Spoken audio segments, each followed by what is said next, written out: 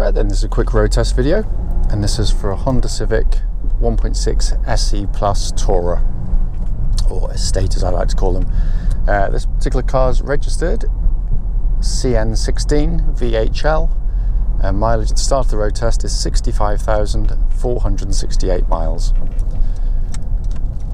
reason we do these road tests is basically so that anyone that's seen this car online in an advert actually gets to see that car in operation. You know, many of our customers come from all over the UK and Europe, so the least we can do is go to the time and effort to do this for you. The reason being that, you know, if there's a fault on the car that will manifest itself on test drive, then we want people to know about it before they come to us, as rare as it obviously is. It's incredibly frustrating to go and see a car when you're told it's good, only to get in it to find out it's got an obvious fault as soon as you start driving down the road. So hence that's why we do it. Road test is also done on these lovely quiet country roads very close to our premises, so hopefully be representative of what you'd feel yourself. So coming to the car, been beautifully maintained throughout its life, feels like it straight away because it's as tight as a drum. Engine starts absolutely instantly, settles to a completely smooth, even idle. There are no warning lights on the dashboard at all relating to the engine or any other part of the car for that matter. Engine itself is a fabulous unit. They're unbelievably economical. They really are. I mean, the average that the person's achieved is 60.2 miles per gallon currently showing. I've had a couple of these and that's pretty much right. You can get, you know, I've exceeded 70 on some longer trips. But, you know, realistically 60 to 65 is pretty much bang on for these cars. But it's just a lovely engine. It's smooth, it pulls really well, it's got, you know, put your foot down, it picks up really nicely. And obviously being a Honda, it's very, very reliable as well. Engine then feeds through clutch and into gearbox. Clutch on the car is absolutely perfect. Bike point is exactly where it should be, and it's smooth and silky in operation.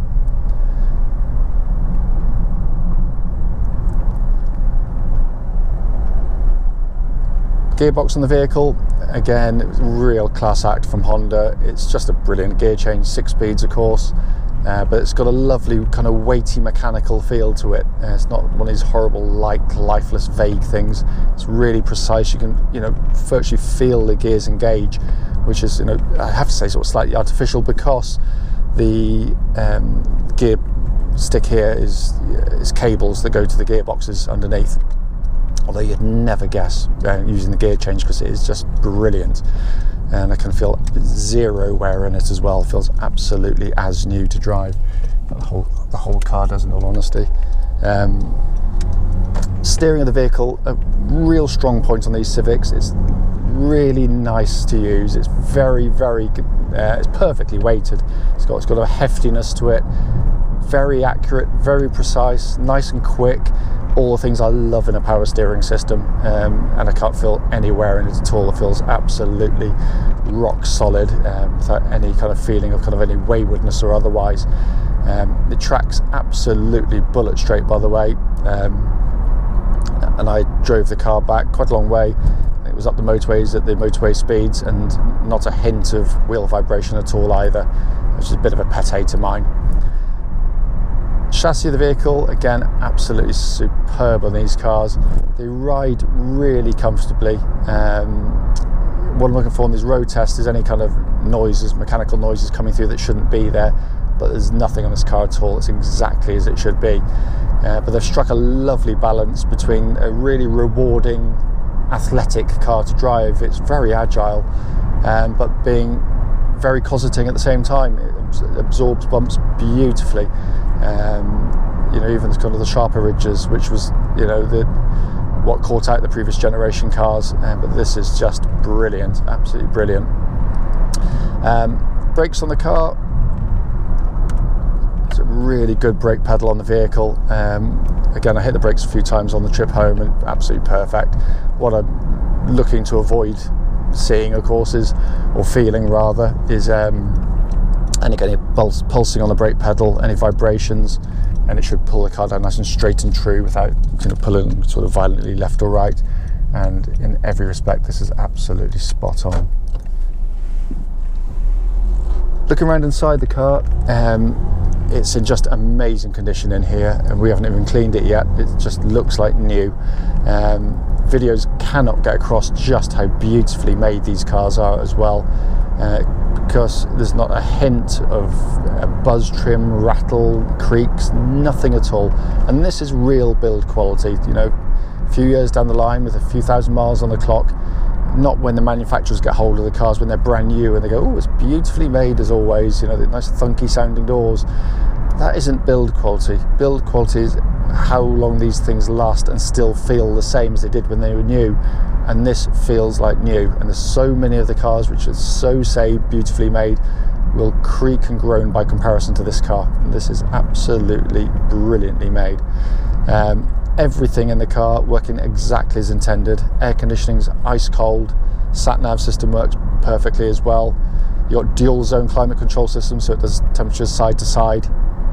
But the quality of the switchgear is just brilliant. It's got a beautifully damped feel to every button you press. My favourite part, of course, is this, the best dash in this class by a mile. It looks absolutely fantastic. I know that's subjective. Others, it's a Marmite car. Some will love it, some will hate it. But I love this. I mean, the whole view is fantastic, but it works. It's not a gimmick, because yes, the centre stack's relatively conventional, but then all the information you want to see, nice high up display for information display there, speedo, big bold digital readout, so I don't have to take my eyes off the road for a second to look at the speed, whereas you obviously in conventional cars you do have to. Down below that you've got this more conventional pod of 3 dials where you've got big dominating rev counter slap bang in the middle, fuel gauge to the right and temperature gauge to the left. Temperature gauge, by the way, running at a 3rd, which is exactly where it should be on a Honda car. Every switch, button around the steering wheel, stalks, all working exactly as intended, all being checked. As I said at the start of the video, the point of it is literally just to show you the car in operation, but to feedback on any obvious faults. There's nothing. This car drives absolutely beautifully. I spent many very happy years working for Honda at the main dealers in Bristol, so we do know these cars very well indeed. So if there was something obvious that would show up whilst driving a car, we'd know about it straight away, and there's nothing on it at all. Whoever's genuinely lucky enough to buy this car will be taking on a wonderful example.